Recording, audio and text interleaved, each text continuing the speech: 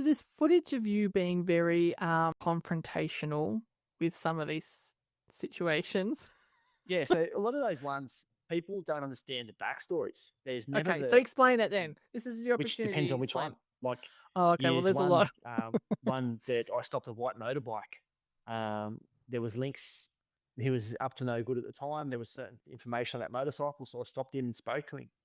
Unfortunately, he doesn't like to show the full story. So a lot of them would do is they would cut and paste it. So I actually asked his name and address, but that's been cut out of it.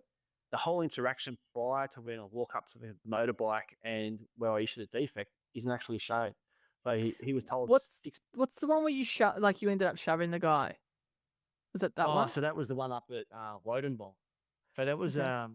there's a run that's done cross border from Queensland into New South Wales along the northern rivers on the border, and it's run by the Hells Angels Brisbane crew.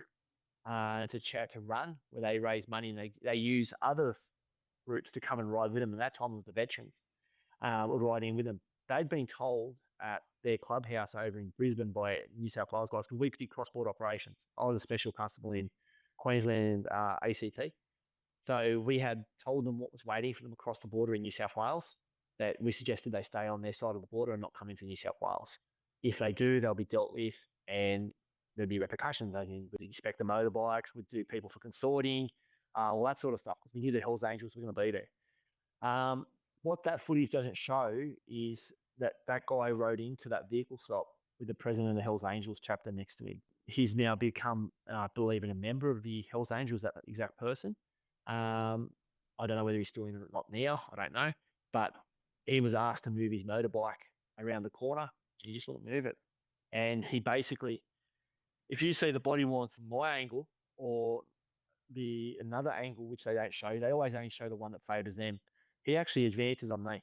So I he's did coming see up. that. He Yeah. did advance on And you. it Yeah. was just a check tool to push him back. So just to redirect him and to move him back, which is an authorised technique just to create that safe working environment, that gap, so if there's a threat.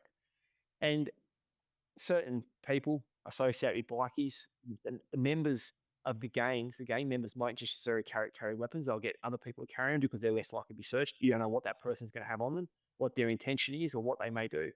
You know, the police on that day were heavily outnumbered. The video shows all these police, but if you look back to the right, which they don't show, there's probably 120 motorcyclists, of which a large proportion were Hells Angels, and there was a lot of Hells Angels actually stopped around the corner. So if it had kicked off, we would have been outnumbered. And where we were is a very isolated place, being Wodenbong. The nearest police backup was hours away, probably coming from Karua.